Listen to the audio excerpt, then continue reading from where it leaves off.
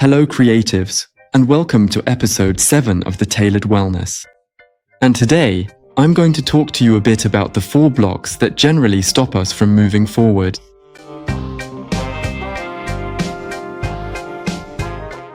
This is really a topic that's a bit, how can I put it? Not exactly cliché, we hear about them often, but I wanted to talk about them in relation to what I've experienced in fashion, and even before that. In fact, even when I was at Dupery doing my BTS in architecture.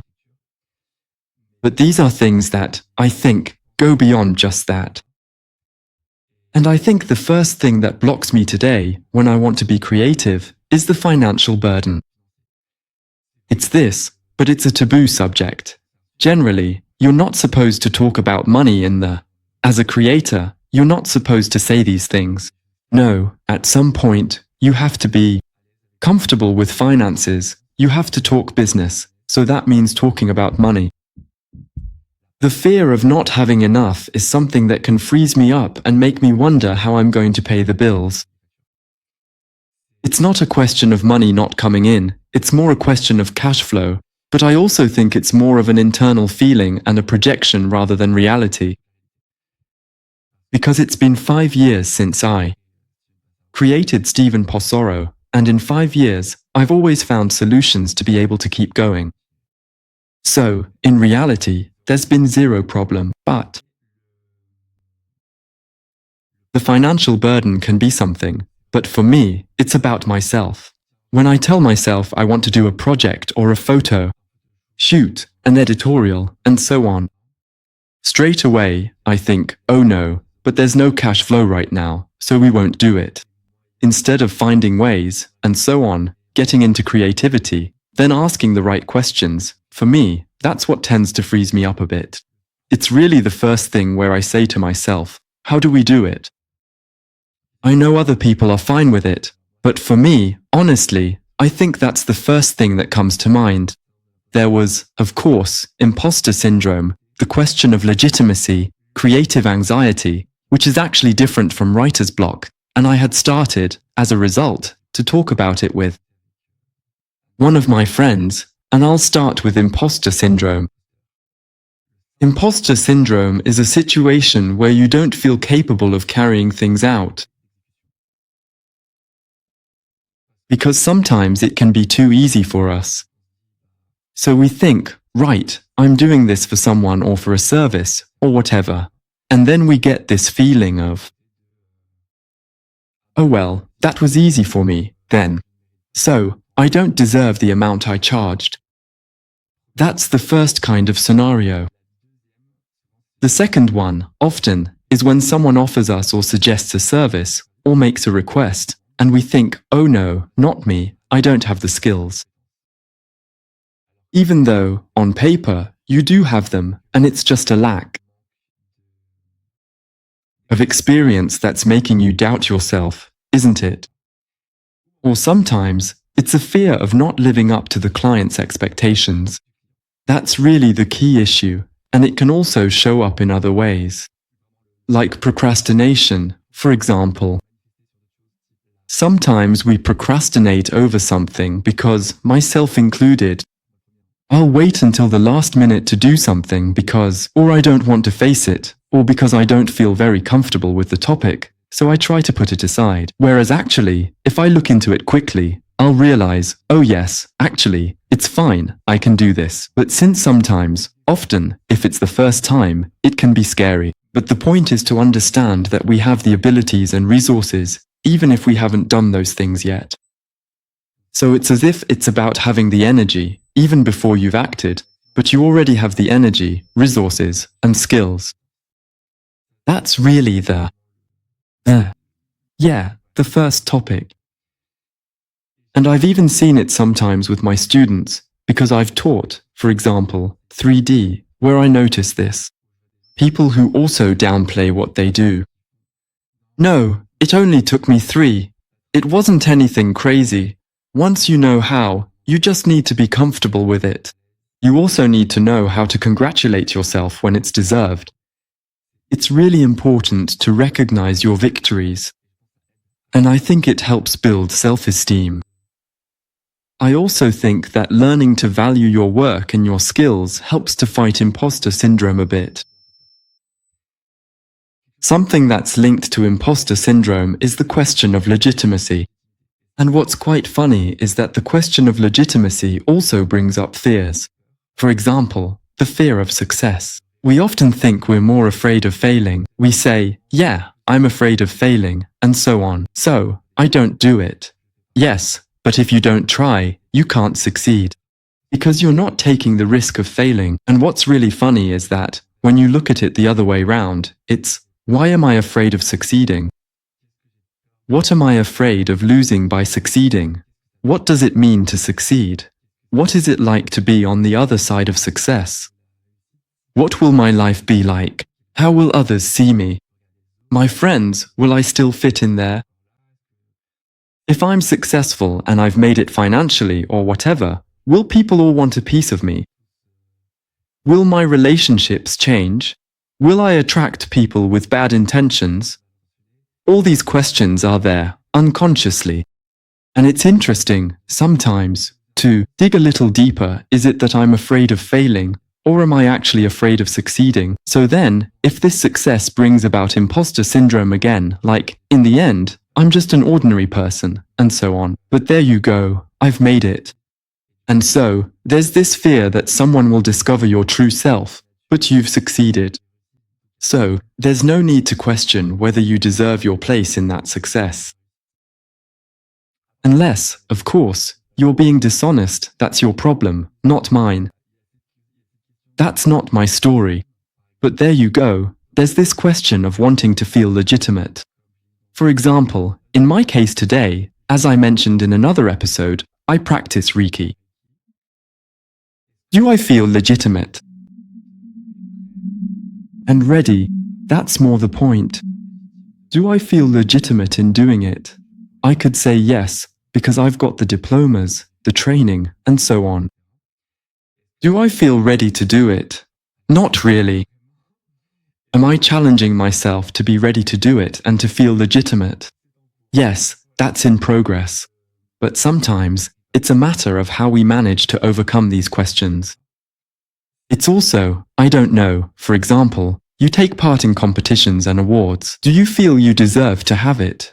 Or is your self-esteem, your sense of your own work, a bit fragile too, and you think, actually, no, I don't deserve it? And sometimes, it's even stronger than that, meaning you can't even apply for these competitions. Unconsciously, you think you don't deserve it. Consciously, you tell yourself, yes, I do deserve it, and so on. But the unconscious energy, which is also unconsciously shared with the rest of the world, is the energy, the frequency of I don't deserve it.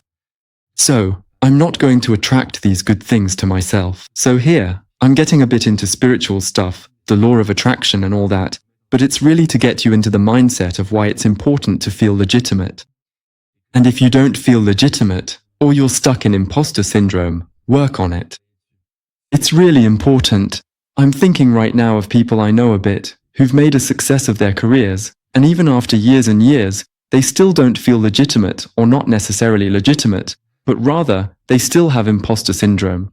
But it's more a personality thing. People who have certain cognitive abilities, and deep down, they tell themselves, yes, but it's easy for me. Yes, for you, sure, but maybe not for the rest of the world. So you need to rethink your scales of comparison a bit. And when I talk about comparison, I mean not comparing yourself. You don't compare a horse with a seal or anything like that. Compare yourself to who you were 6 months ago, a year ago, 5 years ago. Not to your neighbor. It's pointless. You're setting yourself up to fail, to feel depressed. I think that's also one of the things that holds us back. In fact, yes, the biggest obstacle is comparison. I'm the first to compare myself to other creators, thinking, oh, so-and-so does it better than me, or that person has done better than me. Why? Because actually, I sometimes like to be in their shoes, and sometimes not. But often, it's also inspiring to see how someone has achieved something you'd like to do yourself. But comparison is dangerous, because it can quickly turn into something that, instead of driving you, becomes a burden and holds you back, leaving you inactive instead of taking action. So be careful with that. A little side note on that, more generally speaking. So, recently, I've been doing systemic family constellation therapies. That's what has helped me the most to refocus and get past these different blockages, and also to understand why I had them, because sometimes these blockages are actually protections, and it's about how we remove these unconscious protections, because obviously, we don't see them, otherwise it would be too easy. It's just, there's no magic button. You have to dig, write things down. Why am I afraid? What does that mean? In fact, sometimes you trace things back really far. Very simple, but your unconscious has decided that not feeling legitimate is a way to protect yourself. So, it means staying in the shadows, not being visible. So my life is safe that way. Clearly, you need to be in the spotlight to be able to grow, to expand, to build relationships, make connections, and develop your image. Another feeling that's linked to this, in my case, is the need for external validation from the industry. That's just like comparison. It's about trying to tick all the little boxes, like, I want to be featured in this magazine, have that interview published. I'd like to have this particular media outlet come to see me. I'd like, to have this press officer, that sort of thing. Sometimes it's extremely painful to be stuck on this sort of industry checklist. Because if you're always seeking validation from outside yourself, it's never ending. You'll spend your whole life running after it as long as you haven't understood that your validation must come from within, and you need to validate your own desires, feelings, and direction before anyone else's. The issue is, first I do something for myself, I love what I do, and as a result, others appreciate it. And to go even further, there's this idea that wanting to please everyone means pleasing no one. And I still remind myself of this today. Beware of the trap of it's a small world after all at Disney. That's not it. You have a vision. It's not going to please everyone, and that's a good thing, because we're not here to please everyone. Me included. So, that brings me to creative anxiety, which is sometimes linked to having too many ideas or none at all. The fear of what others think, the fear of yourself. Have you ever been afraid of yourself? I have, honestly, yes, because sometimes I know I can go a bit off the rails, even if I don't show it very often. Perfectionism, and also being in the spotlight. It's a bit about, once again, showing yourself, not revealing too much, and so on. And above all, there was the time when I talked about it with my first friend Khan. It was really about how to avoid becoming an anxious creative. Being in performance mode, meaning you always have to keep your head held high. That's life. Instagram, always perfect, always. In the end, it really does put creative pressure on you. This pressure stops you from moving forward and from finding the right ideas. You keep questioning if it's the right decision. Am I doing this because someone asked me to? Listening too much. I think I've said this before. Listening to others too much, you just end up even more lost. It quickly turns into a mental jumble about which direction, which compass to follow in your work. The fear of being judged sometimes means not daring to try things, because you feel like you'll come across as cringe. Me, for starters, if you told me 5 years ago that I'd be making TikToks, a bit of fun, light-hearted, messing about in front of the camera with my team, I would never have believed it. But if you look at anyone who's cool today, they were cringe before they were cool. And that's something you really need to take on board. Don't be afraid. Be afraid. I was scared but did it anyway. Feel the fear and go for it. Just do it. Again, it's better to get it done and a bit. Not perfect, but just do it. On. I'm the one losing my train of thought now. Talking too much. I've lost my thread. It's all right. Everything's fine. So how do I overcome these blocks? Once again, it's about surrounding yourself with the right people. That works really well for me because I love a bit of back and forth and team brainstorming. When there's an idea, something that's stuck, or my brain goes into tunnel vision mode, and so on. It's about getting back into the game a bit, getting back into the exchange with the team. Recently, for example, there was my friend Tibor who found a pattern from the McQueen archives, Plateau, Atlantis, so we had fun resizing it, making it in 3D, and so on, and just spending 2 or 3 days doing that.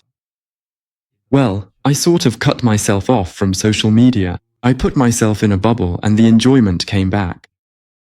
I managed to break out of that performance rut a bit and told myself, okay, I'm not having fun anymore, and it's important to enjoy yourself when you're working. And that would really be my advice. Always have those people around you, and your team tells you, you're not having fun. Now you're just doing. Not in creative being, but in creative doing. Those are two important concepts. Doing and being. We're creative. Yes, we do creative things. But if you're too focused on doing and not on being creative, that can also end up blocking you. And I think that's the best thing, to come back to yourself, to being, and to get moving again. Both getting moving and, at the same time, slowing down. Slowing down the pace of work, but getting yourself moving. Which helps you rediscover the playfulness and the desire to do what you do it for, and why you're passionate about it. Once again, it's a privilege to be able to be this creative. And I think we have a lot to say as creatives. So, it's precious. Taking care of yourself, then, is precious too, and your message is just as valuable. Don't hesitate to tell me which blockage you struggle with the most. What do you do to get yourself unstuck? Or are you just stuck in a constant downward spiral? I look forward to chatting with you in the coming days, and I'll see you soon.